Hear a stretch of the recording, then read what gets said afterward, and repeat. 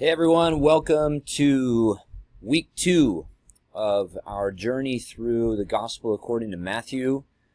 We're going to be getting into the narrative in earnest this second week, beginning to study some of the details of particular passages, as well as how the passages are intricately laced into one another as a kind of succession of scenes that relate to one another in terms of what they are telling us about Jesus, about this kingdom that is coming from heaven into the earth, especially in the adopted homeland of Jesus's community, and then beyond.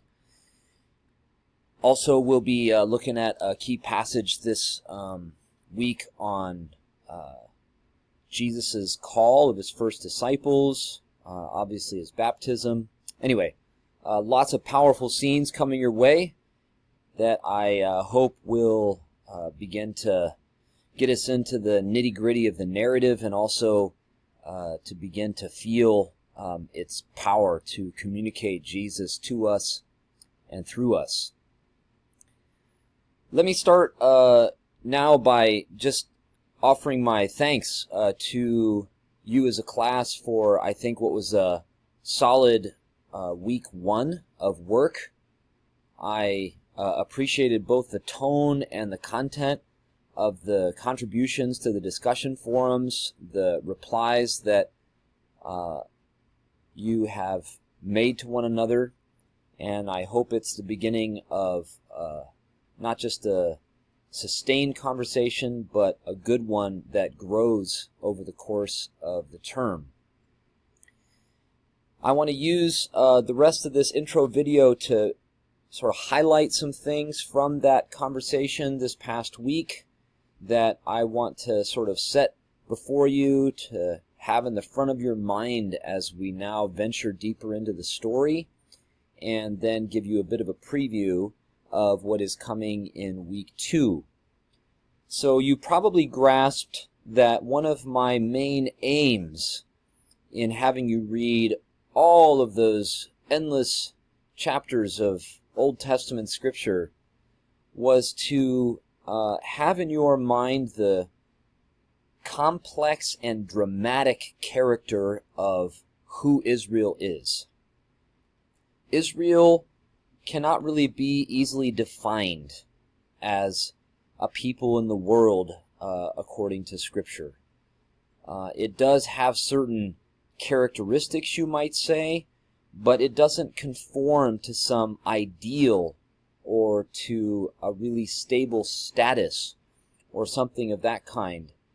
And that is especially important for us as we read Matthew, because so often in the Christian tradition we have made certain assumptions about what it means to be the people of God, and then interpreted Matthew in light of those assumptions, and those assumptions are incompatible with what we read in the Old Testament last week.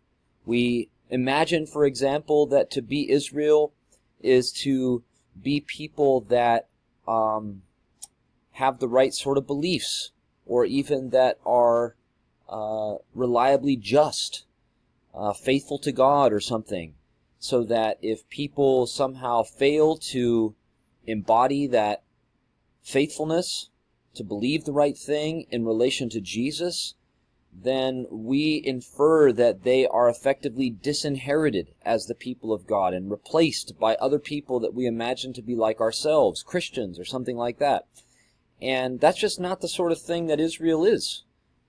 Israel is instead a messy, dramatic social reality that unfolds over time across many spaces, but in special relation to the land of the Fertile Crescent, and is a sort of reality in the flesh that can't be replaced in terms of some status or ideal that we might have in our minds.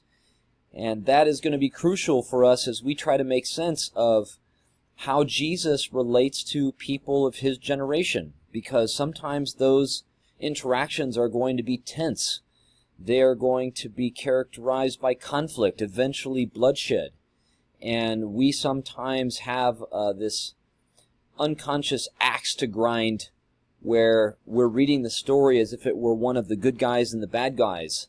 And we think that, we make sense of who Jesus is in terms of who God rejects because they don't believe in Jesus or something like that. We also tend to overgeneralize about people, about Jewish ways of life that were in fact very complex and not reducible to one single criterion, one single measure. And so just be mindful of those tendencies as we begin to get into the drama of this narrative and to see that frankly, everybody is struggling to make sense of who Jesus is. Everybody is surprised by things about Jesus. And if we begin to have the mistaken impression that the disciples are somehow neatly set apart from others in terms of their belief in Jesus or faithfulness to Jesus, the story is going to end with all of them deserting Jesus, the most outspoken of them denying Jesus, and one of Jesus' own friends betraying him. So, can't really divide this story into good guys and bad guys. You can't make it a story of Judaism versus Christianity. Any sort of generalized criteria of analysis like that are just not going to be able to do justice to the narrative. So do try to keep in mind some of the complexity and dramatic character of the life of Israel as we get into Matthew. And note, for example, especially the theme that many of you highlighted in your posts of God's undying and unconditional commitment to God's people.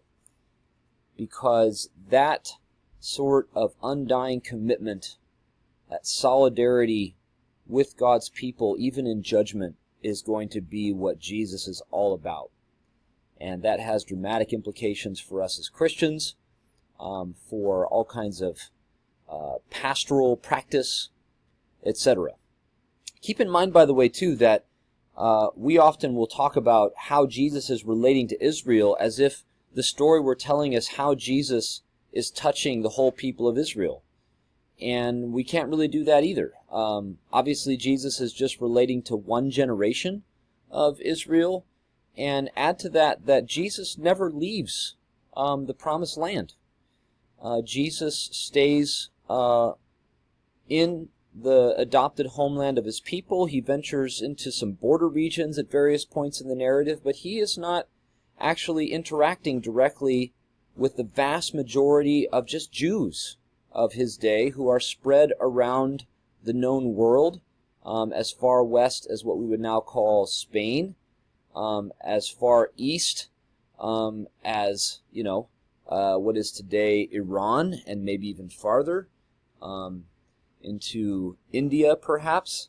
So just keep in mind that what we are reading is, in Matthew, the life of Jesus as a kind of seed that has grown beyond the narrative to involve us in it.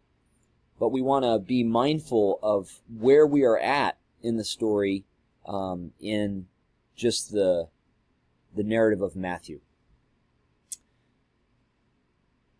One issue that maybe I'll just flag for further discussion down the line is that the way we read the story of Israel and use it to interpret the New Testament has been a massive cultural and political influence in what we know of today as the Western world.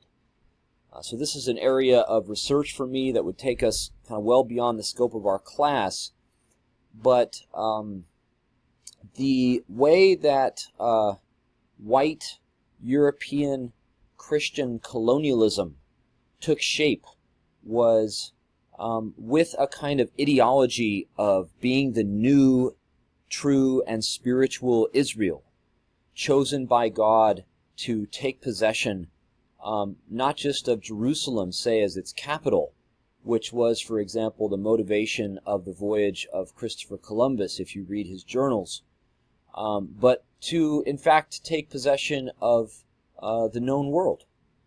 And that then eventually fragmented into projects of competing nation states, what we now call countries, that retained their ideology of being the new and true Israel. This is true, for example, of the United States in the 18th century with all of its Puritan influences.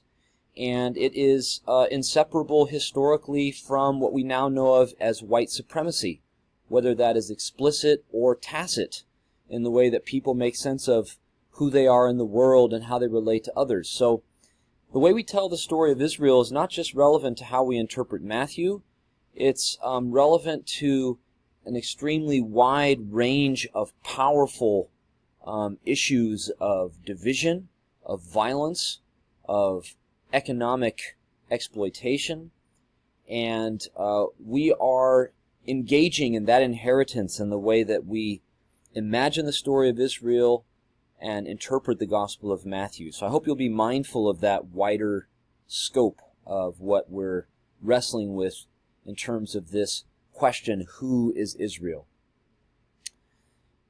What you have coming up this week, as I said, is a little bit more time in the details of the narrative.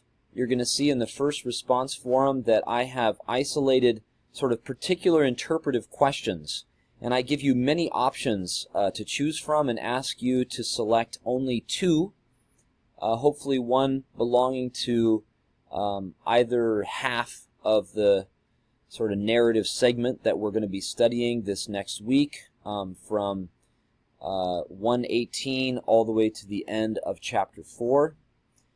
But it's just a chance for you to do a couple of interpretive probes into key moments or key issues in the way that this segment of the narrative unfolds.